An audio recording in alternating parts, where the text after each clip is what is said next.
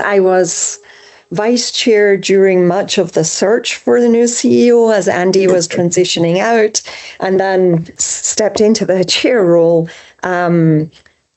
just as we were sort of finalizing the selection of Meghan. But it was a real honor to extend the offer to Meghan. I think I know the board was really, really enthusiastic, supportive of her candidacy.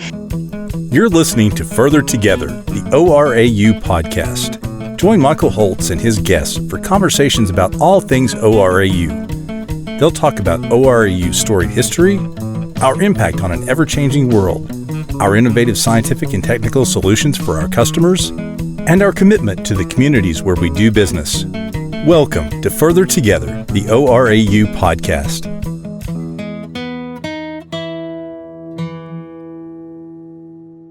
Welcome to Further Together, the ORAU podcast. As ever, it is me, your host, Michael Holtz, in the Communications and Marketing Department at ORAU. And I am honestly thrilled today to be talking to Dr. Deb Crawford, who is the chairman of the board of directors for ORAU. This is a conversation we've been trying to do for a little while. Deb is busy. I had a little bit of an illness, but we're here. We got this finally on the schedule, and I am so excited to have this conversation. And for those of you who may not know who Deb is, let me give you a little bit of background. Deb is the Vice Chancellor for Research, Innovation, and Economic Development at the University of Tennessee. She is responsible for coordinating and overseeing the full range of the university's research, innovation, and economic development programs, while also raising the university's national and international reputation as a leading public research university. She works with UT faculty, staff, and students to strengthen UT's contributions across the full span of research, scholarship, and creative work, from fundamental discovery to real-world implementation. Her biography is much, much longer than that, and I will not read the whole thing, but wanted to just, from a high level, introduce everyone who's listening to Deb. Deb, welcome so much to Further Together. I am so honored to have you on the podcast to have this conversation today. Thanks so much for having me, Michael. So if you would, I know I shared a little bit of your biography. Tell me a little bit about you. You obviously, from your accent, and I know you hear this all the time, you are not from around here. So for those of us who are in East Tennessee, tell me a little bit about who you are. Sure. Well, yes, my accent originates in Glasgow in Scotland. It's a highly evolved Glaswegian accent now, and it had to be in order to be understood in this country. But yes, I grew up in Glasgow in Scotland and came to the United States doing my graduate studies. And so I did all the work for my Ph.D. at Bell Labs in Homedale, New Jersey. And decided to stay here afterwards. So I've been in the States for 40 years or thereabouts now, and gotcha. Have had I've had a very rewarding career. I'm very thankful for that. Worked for a good period of time at the National Science Foundation, so almost 20 years, so for the federal government, and then went back into the university environment, where I've been what is generally called the Chief Research Officer at 3 universities. So UT is my third gig in this role, and my third and my longest gig. So I've been here for almost 6 years, 6 years and a couple of months. Awesome. So I'm an electrical engineer by training, but I tell people I haven't engineered anything in decades. So I've largely been in sort of leadership roles for a couple of decades. Right. And a really important leadership role, leading, the university's research efforts. So you are the chair of the board of directors. What drew you to being part of ORAU's board? I was originally, actually, it was my former institution, George Mason University, was one of the sponsoring institutions. So was a member of the Council of Sponsoring Institutions at ORAU, and that was my first entree to ORAU. And as I got more involved in the organization, I was asked to join the board. And so I've been a member of the board, I think maybe for like 8 years now, something like that. And maybe if you just stay on the board for long enough, you end up getting asked to serve. Well, I was vice chair and now chair, which is the sort of natural progression. But I've learned a lot about the organization, especially during my period on the board. That's when I really began to understand more about the range of programs that ORAU supports in order to support the national science and engineering enterprise, and the role of the sponsoring institutions in sort of helping support that. Right. You stick around as vice chair and chair. And I know as a leader of a board myself, it's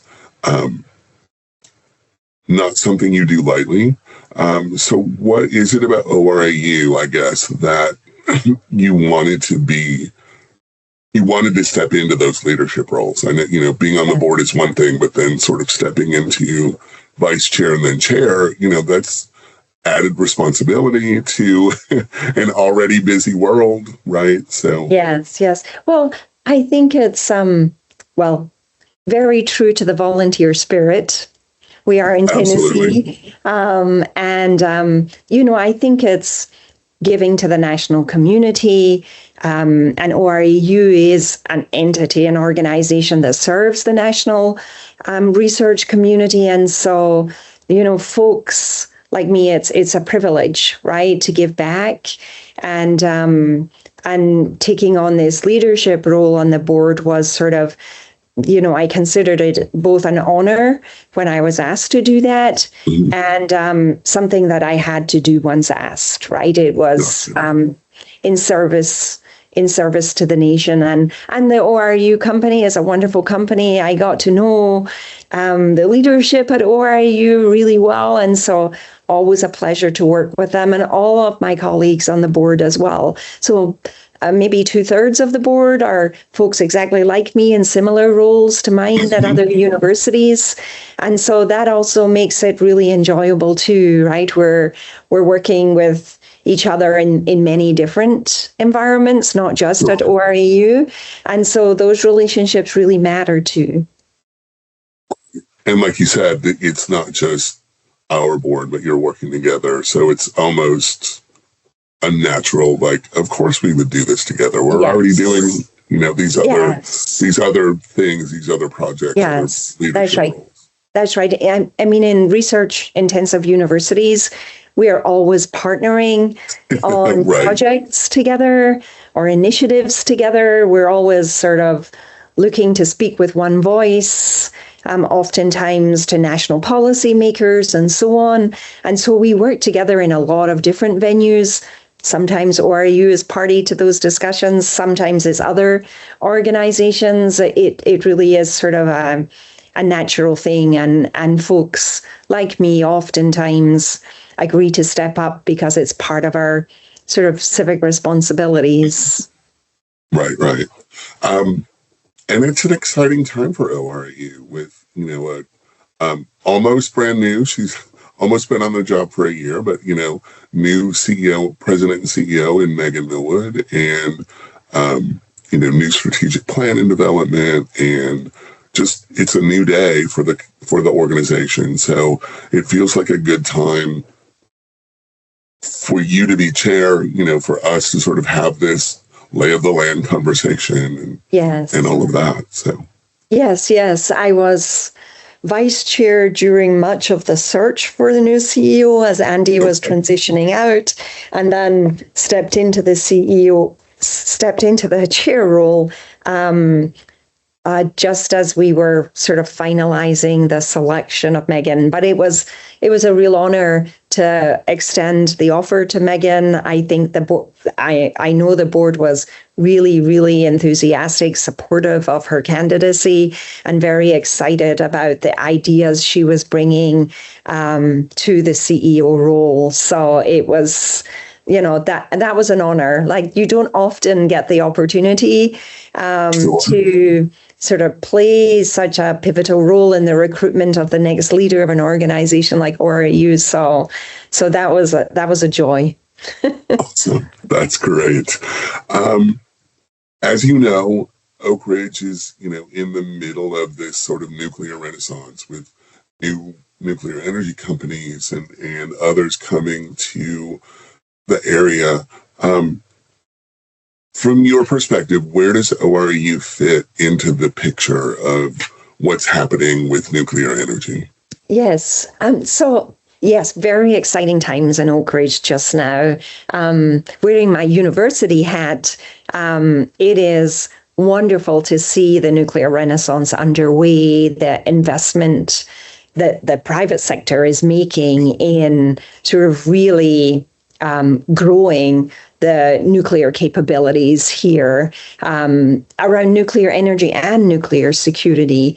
So that also has been a great privilege to be a part of. And I think ORAU plays a really important role in that. ORAU is a regional partner, right? So lives and works among all of the parties here in Oak Ridge.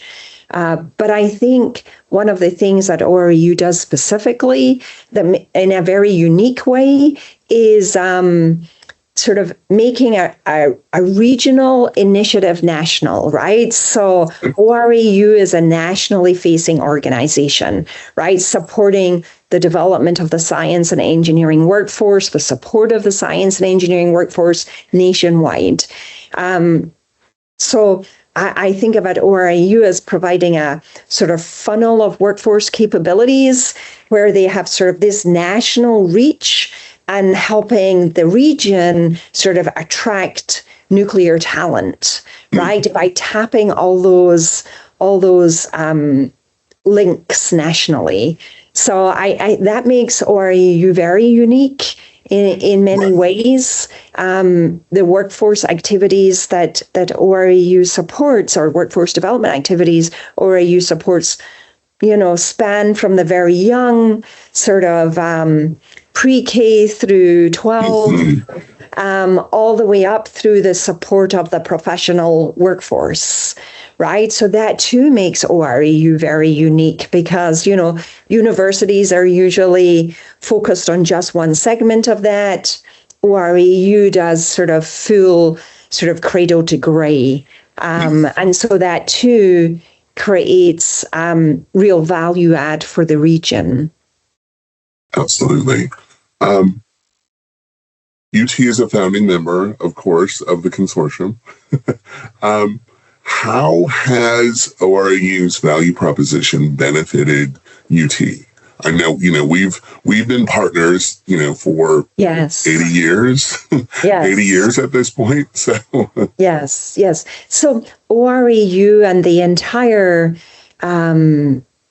National Lab, National Capability Complex in Oak Ridge has really been, we've worked together, as you said, for 80 years, and UT's research competencies have really grown in alignment with the capabilities that the federal government have helped create here. So with Oak Ridge National Lab, with the Y-12 National Security Complex, the university has worked in partnership with those entities and with ORAU over the entire duration of that 80 years.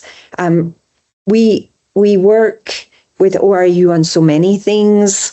ORAU helps the university sort of move into areas like stronger partnerships with the K through 12 enterprise through ORAU programs there.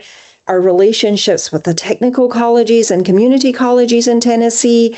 ORAU helps us strengthen those relationships as we think about how we contribute as a good partner to those entities as well. And so I see ORAU as sort of a facilitator of partnerships.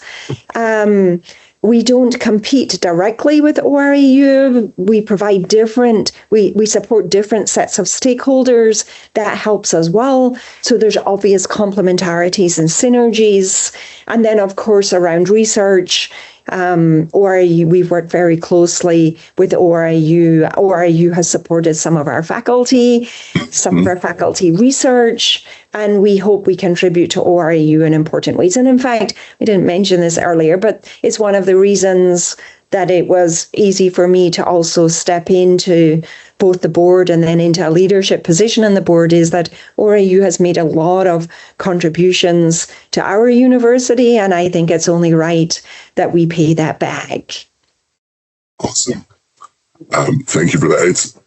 I love talking about the partnership. I've had, conversations with folks like Lee Reedinger and, others who have been around really for a very long time, seeing the partnership grow and, the research that we do together through ORAU's, ORAU Directed Research and Development Program, which is really a small part of, like you said, the bigger picture of, research priorities and the, consortium research clusters. And now, it's where the world will hear more about our research innovation clusters. And I fully expect UT will be involved in those projects, as things move forward. So it's always an exciting thing to talk about the relationship between ORAU and the University of Tennessee. So yes. As you look at the work that Ashley Stowe has been doing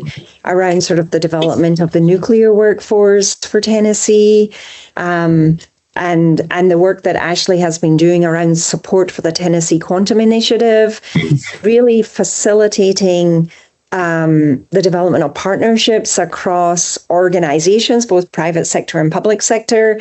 There isn't really, I consider ORAU as sort of neutral arbiter, right? Right. You really can convene different types of organizations and sometimes many of the same type of organization and sort of facilitate conversations that are harder to do than when you're in my role at a university where everybody assumes and quite rightly so, that your primary responsibility is to your institution, and so everybody's sort of looking out for their territory. ORAU is a neutral broker, which is a really important role. I described some examples of sort of regional partnership support that ORAU provides, but that extends nationally as well. And I think that's the real value of the organization is you can work both regionally, but you can also scale nationally. And I think there are just a lot of opportunities for the company to explore looking out into the future as we think about how we support the regional innovation clusters and how we think about taking them to scale nationally, because oftentimes we're looking for real national impact. Absolutely. Yeah. And as you know, we have so many capabilities, right? Yes. It's sometimes difficult to talk about what ORAU does because we do so much, and we are getting better at sort of encapsulating all of that into what we call our brand story, which I know you're familiar with. Yes. But we have so many capabilities, and so from my perspective in communications, I'm excited about the research innovation clusters because it showcases capabilities in different ways, but it also provides opportunities for us to put a stake in the ground and say, hey, we have expertise in rural health and these areas. We have expertise in exposure science and these areas. And let's work together to solve problems, to make innovation happen, to, move the country forward, to make the country a better place in keeping with our mission. Yes, exactly. Oh, I just wanted to pick up on the first thing you said there, Michael, Sure. about brand story. Like, I think you have done a marvelous job articulating that brand story in the last year or so. It has made an astonishing difference. We had a board meeting maybe last week or the week before, sometime recently, and it was wonderful to hear the progress made on that, because I think it's part of making clear to all of your stakeholders around the country the value add that the company creates for the nation in service to the nation. And that brand story really articulates that well, with a level of clarity, I think, that maybe didn't exist in the past. I think it will help strengthen the programs that you support moving into the future. And yes, and then moving on to the regional innovation clusters. Right. Great work again, as a facilitator and convener, pulling teams together, and helping sort of develop collective narratives within a region about what distinguishes a region, the sort of special sauce that a region might have, and then supporting the implementation of programs that those collectives sort of co-envision together, right? That's a very special sort of service to offer to the national community. It's definitely an exciting time to work for ORAU, and I hear that in your board service as well, that these are exciting days. We have a lot of great things taking place, and having been with the company for 9 years now, I'm excited about where things are going and the things we're talking about. And so, well, and you're in the heart of some major national initiatives too. So if you look at the support that ORAU provides for the Department of Energy's Genesis mission, it's hard to think of something that's more strategically significant to scientific discovery than what the Genesis mission promises to be. And of course, ORAU is right at the heart of that, helping support DOE's delivery of that initiative. If I think about the Presidential AI Challenge that just happened, yes. And we had some winners right here in East Tennessee. Yes, we did. ORAU supported the Presidential AI Challenge, which just went beautifully and helped sort of generate support for AI at the K through 12 education level, teachers and students. The team that won the Presidential AI Challenge at the elementary level was from Alcoa Intermediate School. And just great to see what those students and their teacher were able to do. And I was excited about that too, because UT had a faculty member who was working with that team. And amazing. So sort of allowing Tennessee to contribute at a real national level in sort of advancing AI competency and in our youth, right? The future leaders and consumers of AI. So, absolutely. But ORAU right at the heart of that too, making it possible for teams all over the country to compete in that challenge. So ORAU has a lot of things to be really proud about. Mm-hmm. I agree 100%. Let's see. So this is a question that I ask all of our, when I talk to NASA participants and other research program participants, have you always been interested in science, or was there like a specific moment? I know you said you were an electrical engineer by training, and you haven't engineered in a while, but was there a moment, or, was that always something that has been part of Deb Crawford's life, is interest in science? So if I think back to my childhood, my dad was a bit of a math nerd, right? He loved math. He loved he taught me to use a slide rule when really they were not used anymore. He was right. Really into math. And I had a brain that sort of worked well with math, right? So that was a sort of natural instinct for me. And so he used to quizzed me on math all the time. He sort of introduced me to mathematics at a very basic level. Like we were doing arithmetic and things like that. He wasn't a very sophisticated mathematician, but that's probably where my interest started. I had a physics teacher. I think many people have a similar experience to mine. There's a teacher that you encounter during grade school who sort of awakens something, an interest in you. And I had a physics teacher. I was probably 13 or 14. His name was Mr. Sedanta. I still remember his name. Oh, wow. He used to call me Little Debbie, which in Scotland is not the same thing. It's not a snack. But he used to call me Little Debbie. He really sparked my interest in physics. And he was a pretty tough teacher. He's pretty tough on the class, but I really enjoyed the sort of mental exercise of physics. And of course, it has some relationship to math. And that was really where I began to first think about maybe I'm destined for, work in some field related to science and math. Right. My parents, I think, wanted me to be a doctor because that's what girls did.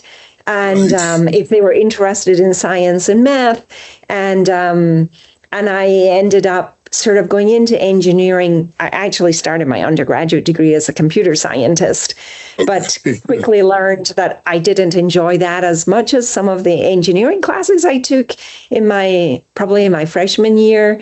But that was sort of my journey. When I was in those programs, computer science and engineering, I was one of very few women. I think in a class, I went to the University of Glasgow to do my engineering degree. And it's a big engineering school in Glasgow. And in my class, I think maybe there were 18 women out of a class of 500 or something like that. So we were very diminutive in number. But I had wonderful teachers. I had wonderful, I went to college with a lot of great guys as well. And so I stayed in the program and really sort of prospered in it, learned so many things. Much of my experience, particularly in my early years in college, were quite humbling. I went to college when I just turned 17, and I had always been, schoolwork was something I enjoyed, right? And so I'd always found it kind of easy. And then I went to college and I suddenly learned how much I suddenly understood how much I didn't know, and how I really wasn't prepared for the level of work I was asked to do. And so I really had to work hard my first couple of years to sort of really master the material. But I did, and I really loved it in the end. So I was really lucky. I chose a program that really sort of worked for me and gave me joy, right? So that's a real privilege too, right? To find Absolutely. A field where you can actually, feed your family, and that really speaks to your heart and mind as well. And I was lucky enough to find that, engineers are about making a difference in the world. And that's what has always sort of driven me. And so I was lucky enough to chart a course that has been very rewarding for me.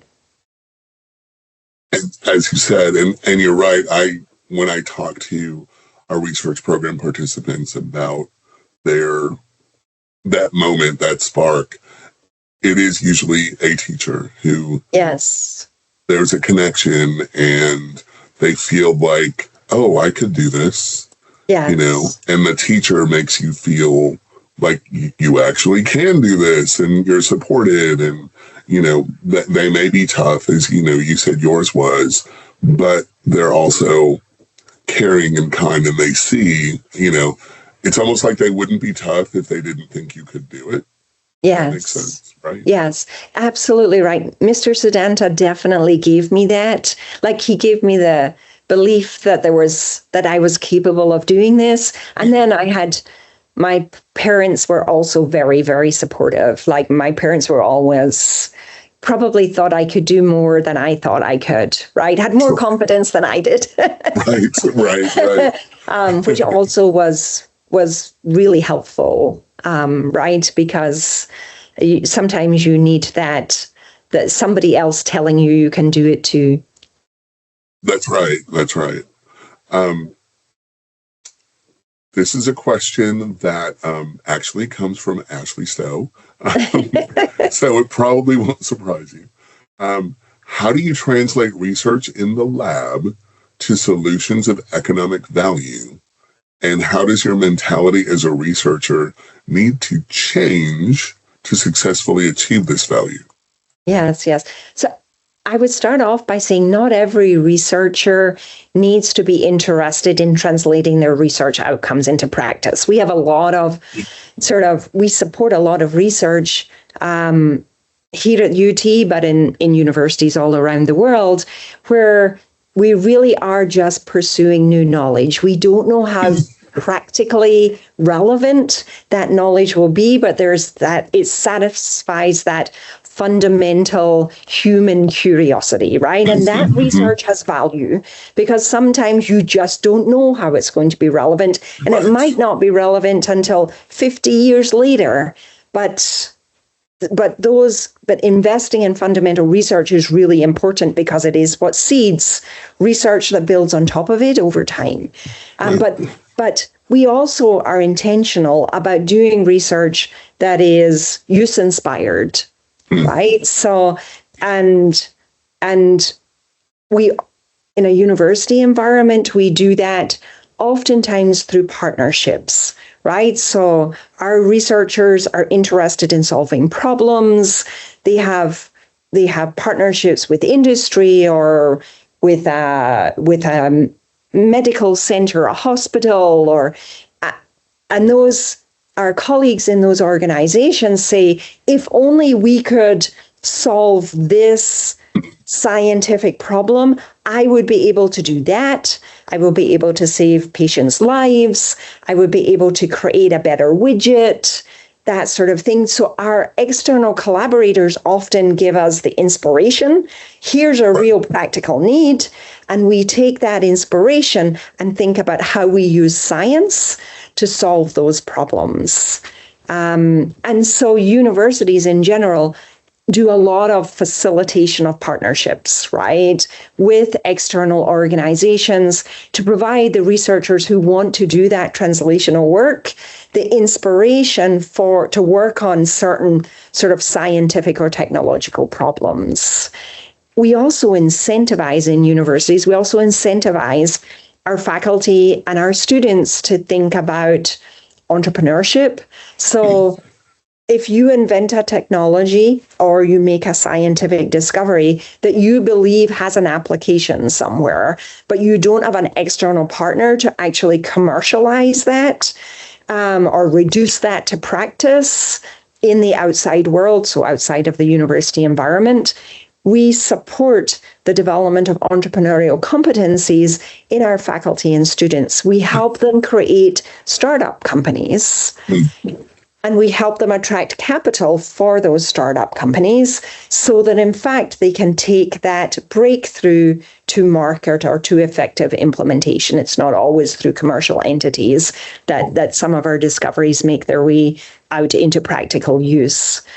So there are sort of multiple avenues that universities use to make that possible. And that's actually a really fun part of our jobs too, because we're always learning about what our external stakeholders and partners need, and then looking to be matchmakers, right? How do we match that external need with sort of the talent within the university to address it, right? So it's one of the fun parts of my job. Like I don't know about a lot about anything specific, but I have a very broad view of sort of the challenges, right? And I think about my job as sort of creating the conditions where magic can happen. I don't actually do any of the magic. But you create them. But yes. And ORAU is very similar to that, right? I don't think you actually do a lot of the magic either, but you create the conditions where that magic can happen, oftentimes by developing the talent, right? The talent who are the magicians who do those special things in the science and engineering workforce. Of hearing you talk about research and sort of the different approaches, and in my life outside of work, I'm a cancer advocate, and so I spend a lot of time talking about and listening to researchers talk about their research, and I'm a peer reviewer for a couple of organizations. So you see, and I'm sure, you see this all the, like, you're working to perhaps find a solution to a problem and it fails, right? So you know what doesn't work, but that drives you to sort of keep thinking like, okay, so what could we have done differently? What do we try next? What do we, so that you sort of keep plugging away. And as you said, that basic science needs to continue, just that general curiosity of like, how does this work? And I don't understand what's going on over here, but maybe if I dig a little deeper, right? That's right. I can understand what, cancer cell biology looks like. So I can, understand what might be the right protein to turn on or off, and, maybe stop the growth of a cell, you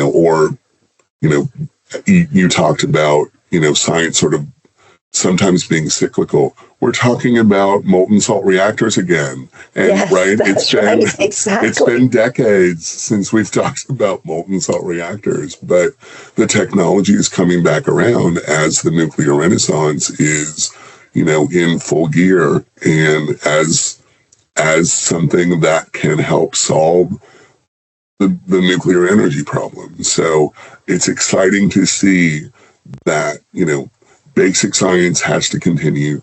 Things come full circle, and we keep plugging away at potential solutions and things that, again, make the world a better place.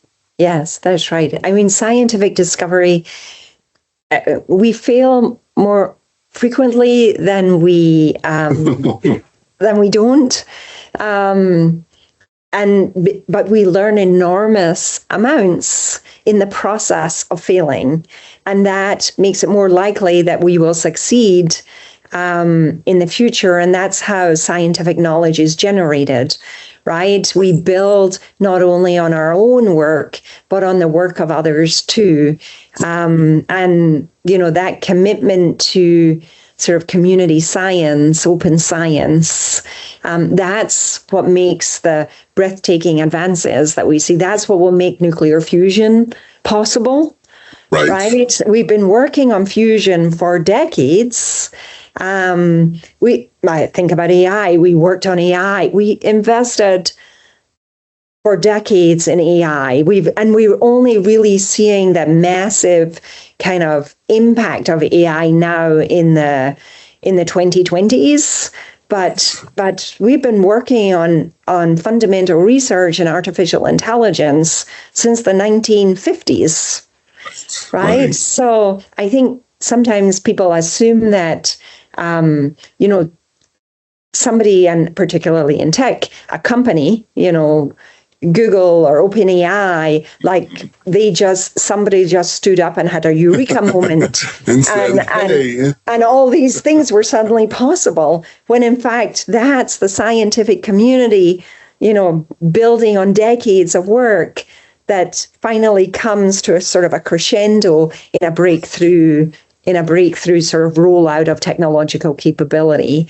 So, I can't say enough about how important it is that as a nation, we continue to make those investments in scientific discoveries that don't always yield what we think they're going to yield, that is so necessary, sort of taking a long-term view, really critical to the future of US science.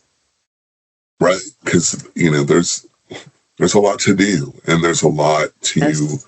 I mean, as we're seeing with, all of the new technology, there's so much going on. And as you said, like, the work to get to where we are has been going on for a long time. So the work that's happening now in science, it's going to be 30, 40, 50 years to yield the results of that. And we're all going to, Yes. God willing, we're here to see it. But, someone is going to say, oh my gosh, they've been Yes. working on this for decades, and look where we are today, whatever that technology looks like, holograms or, Yes, exactly. Transporting, being able to hit a button and transport yourself to Paris or whatever, whatever right. all of that looks like. So Yeah, exactly right. Science to me is always exciting. It's always, because there's always something new on the horizon, and there are always questions to be asked and answered. And sometimes the answer is no, sometimes that doesn't work, but you keep plugging away, and you keep, and life is like that, right? Science and life are kind of the same thing. Right? That's exactly right. Yes. And if you fall down, you just stand up, dust yourself off, and keep on going. Absolutely. Deb, is there an obstacle in particular that you've had to overcome to get where you are today? And or multiple obstacles, as the case may be? I can't say there. I think maybe the biggest obstacle was just myself. Okay. I think that, and I think this is pretty common too, is sort of a feeling of the imposter syndrome. Like, am I really good enough to be able to do these things? How did I find myself here? Right. So I really didn't have a career strategy. I didn't start off on this path knowing where the path was leading me. Yes. I just, I was on the path, and when fork in the road came, I chose which route to take. And I think that the biggest challenge I really sort of encountered was just believing that I belonged in the places that I passed through, if you will. Sure. I'm an introvert. Okay. And so, as you progress in leadership positions, you end up having to play a fairly extroverted role. Yes. And so that's probably been my biggest challenge, and still is. It doesn't weigh on me as heavily as it did when I was younger. But it still is a lift sometimes, right? I like to be in the back of the room, in the back row. Yes, I'm an observer, right? I like to sort of observe and think about sort of the big picture, right? I think strategically, right? I start at the high level and work my way down to lower levels. So that's why I like observation, I think. Right. But sort of being much more upfront and on the center stage, that doesn't come naturally to me. And so that's probably been my biggest challenge of my career, and probably will be until I retire. I fully understand that. I am built very much the same way. Is put me at the back table, let me take notes, and I'll give you my observations after I've seen everything. Right? Yes. I don't need to be speaking at the microphone. I don't need to be, constantly giving you, information. But as you said, like you inhabit these roles that you have to be upfront, and you definitely have to learn to flex.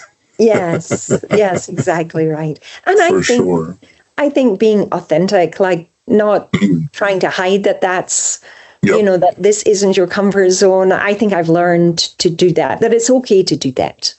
Yep. Right. Right. And authenticity goes a long way in leadership too. So is what I've learned. So definitely.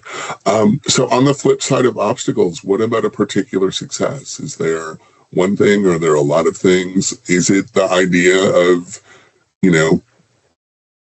seeing yourself worthy of the spaces you're inhabiting?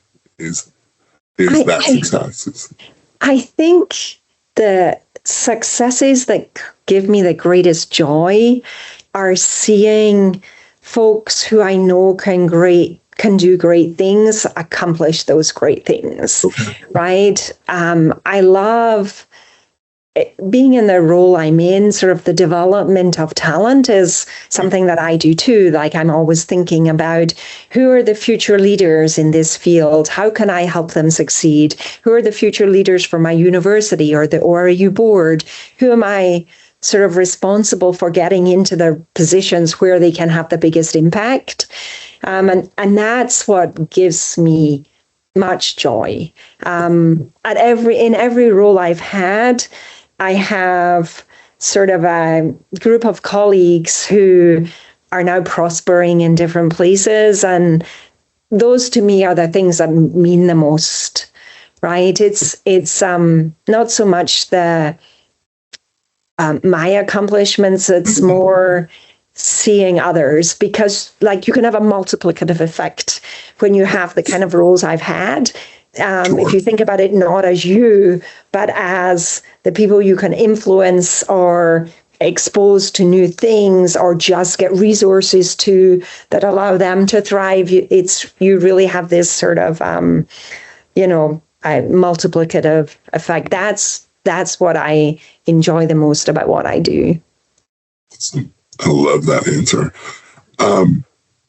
You've already answered my what brings you joy question. So my last question for you is, when you are not serving as the Vice Chancellor of Research or have your ORAU board chair hat off, what does Deb Crawford do? What do you like to do? And I have to imagine, as a fellow introvert, powering down. Yes. Being out of the public eye. Yes. Is part of that. But what do you do? So I am an enthusiastic gardener. Okay. So on weekends, if it's not too hot, you will find me. I don't mind cold and rain, but not too hot. Right. You'll find me out in my yard pottering around. I don't do anything serious, like I don't grow vegetables but I enjoy being out there. I love to watch home decorating shows and try out different things, sort of crafty things. I'm not very good at them, but also they feed my introverted soul. And so those are the kinds of things I do. I used to knit and crochet and make my own clothes. My mom was a seamstress, so I learned how to do all those things from her. But I really don't have time to do those things anymore. My husband would love me to play more golf, but and I grew up in a golfing family. Like we have a lot of golfers in our family, but I've used golf to play golf. Yes, exactly. But I am just not into golf. My husband hopes that I'll get more into it once I retire, when I don't bristle at spending 4 hours hitting a wee white ball around a course. Walking around in the heat carrying a big bag of golf clubs. Exactly. Deb, is there anything we have not covered that you want to make sure we talk about? I don't think so, Michael. I think it's such an honor to serve ORAU. ORAU does such important things for the nation. And, I'm really proud to be associated with what you all do. So thank you for what you do in getting the word out about the company and the further together ambitions that you all have. Well, thank you. It is truly a pleasure. I love talking about what we do every day and trying to get the world to understand, what it is that we bring to the table and what we offer the nation. So, thank you for being part of leadership of the organization, and thank you for spending this time with me. It has been a true pleasure to get to know a little bit about you, to talk to you about who you are and your roles at both the university and at ORAU. I really have appreciated this. Yeah, my pleasure. It's delightful to meet you too, Michael. Thank you. I hope to see you again soon. Yeah, you too. Thank you. Bye-bye. Thank you for listening to Further Together, the ORAU podcast. To learn more about any of the topics discussed by our experts, visit www.orau.org. You can also find us on Facebook, Twitter, and LinkedIn at ORAU, and on Instagram at ORAU Together. If you like Further Together, the ORAU podcast, we would appreciate you giving us a review on your favorite podcast platform. Your reviews will help more people find the podcast.